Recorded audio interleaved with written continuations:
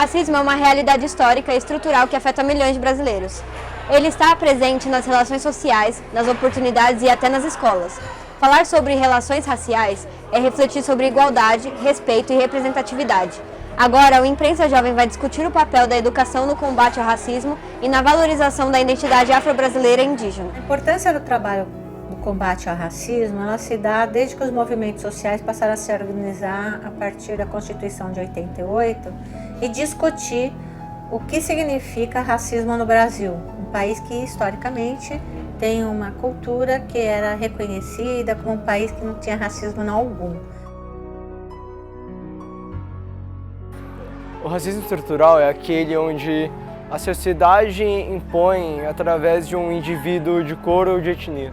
O racismo estrutural é aquilo que nós acaba falando ou acaba fazendo interações que é racismo, só que a gente acha que é brincadeira, acaba nem levando a sério. O racismo estrutural é a presença da discriminação racial nas instituições e práticas sociais, o que causa desvantagens para as pessoas não brancas.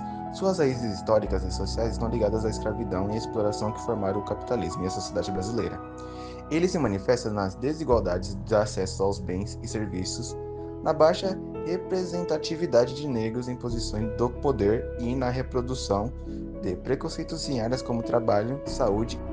Então, na sala de aula, eu acabei me acostumando com falas, etc., falas de racismo, mas eu já trabalhei em um lugar que eu era garçom e teve uma fala que eu não, me senti muito desconfortável, muito constrangido, que foi uma vez que eu fui atender e era na Liberdade, eu fui atender uma senhora e ela não queria ser atendida por mim, porque eu era preto, e ela falou assim, não quero ser atendida por esse negro,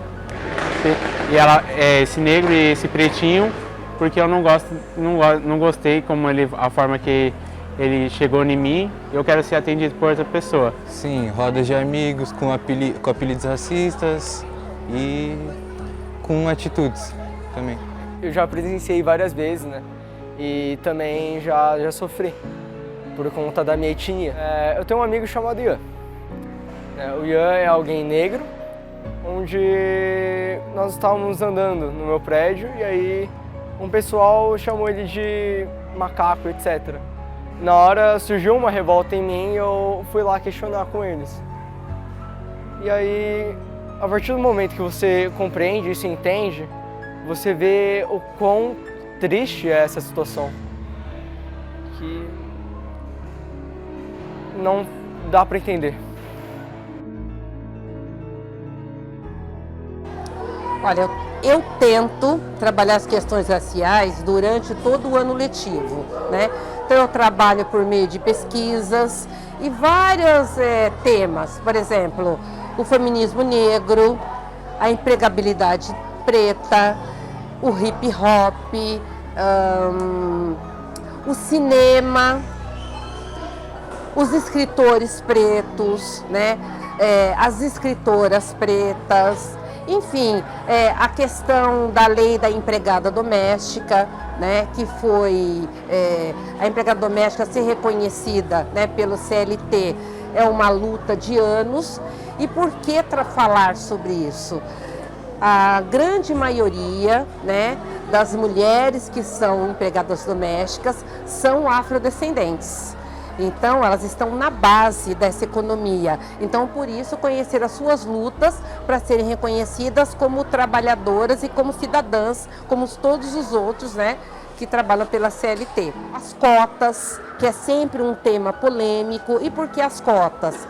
Que também é uma luta de anos, né, para ter um pouco de equidade entre os alunos pretos, pardos indígenas e os não pretos, pardos indígenas. Né? À medida em que os movimentos sociais passam a se organizar e conversar e que efetivamente surge uma lei, a 10.639, em 2004, que acaba legitimando a importância do trabalho das políticas afirmativas em relação à questão do negro no Brasil, a gente passa então a ter um aprofundamento teórico que acaba refletindo em atividades nas escolas. Os dados do IBGE revelam que as desigualdades raciais permanecem fortes no Brasil.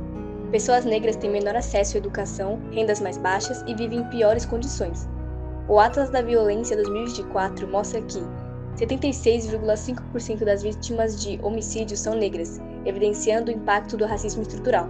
A Lei 10.639 de 2003 busca combater essas desigualdades ao incluir o ensino da história e cultura afro-brasileira nas escolas, promovendo a valorização e consciência antirracista. Então, a Lei 10.639, na verdade, ela é a mola propulsora para esse meu trabalho. Não que eu não trabalhasse antes. Não, a Lei 10.639, ela é de 2003. Passaria a ser obrigatório trabalhar a história e a cultura afrodescendente, tanto na escola básica como nos cursos de formação de professores, né? Então, a lei, ela nasceu do movimento negro, né? Onde a gente deixa de trabalhar o negro como uma figura oprimida e sem história, porque como que o negro era trabalhado na minha formação, até mesmo quando eu cheguei na universidade, era o negro escravo, que até a narrativa mudou. Não se fala mais escravo, que ninguém nasceu escravo. As pessoas foram escravizadas. Então, só se trabalhava o negro escravizado, como se fosse um personagem sem história, sem empoderamento e sem luta, como se durante toda a sua trajetória escravizada, ele não tivesse lutado para subverter essa história, né? Então a lei, no momento que eu passo a trabalhar a sua história, veja, o personagem sem história, ele passa a ter uma ancestralidade, que é a história. Eu acho que sim, porque uma pessoa negra é igual a qualquer outra pessoa branca ou parda. Então, a escola deve sim ensinar isso para pessoas não crescerem com uma ideia de pessoas negras como se fosse um alienígena, uma pessoa que faz coisas, tipo assim, um preto, ele sempre vai roubar, ele sempre vai matar. Preto nunca vai ser uma pessoa de alto nível, como a sociedade impõe. Muitas vezes nós, né, que não aprendemos com algo do tipo, às vezes pode surgir como uma ideia, porém, na maioria das vezes é errado e pode machucar as outras pessoas. Isso vale para tudo. Acho que é importante porque prepara os alunos a conseguirem entender, de uma forma educacional, também uma forma profissional, de como tratar e abordar o racismo. Porque muitas das vezes a gente não tem consciência do que pode significar racismo. Porque pode ser apenas breves xingamentos, breves apelidos, mas também são coisas mais difíceis do que isso, são coisas piores do que isso também. Não se trata só apenas de apelidos, mas se trata também de o racismo está presente na lei, está presente em situações sociais e etc.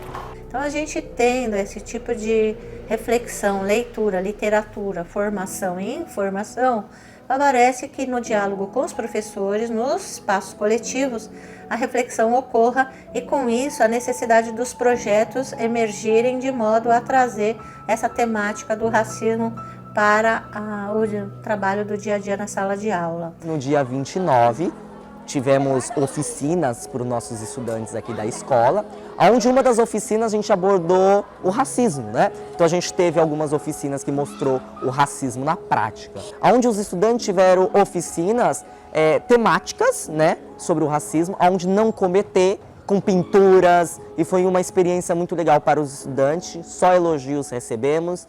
O oficineiro que veio só elogiou também a escola, o respeito dos estudantes. Então acreditamos que um trabalho desse, com uma educação antirracista dentro da escola, com a colaboração de toda a escola, acreditamos em uma evolução onde os alunos possam ser respeitados dentro da escola e levar isso para a sociedade, para o trabalho, né, e levar para fora, para a cidadania do estudante. Temos registros de atitudes racistas, de atos de preconceito.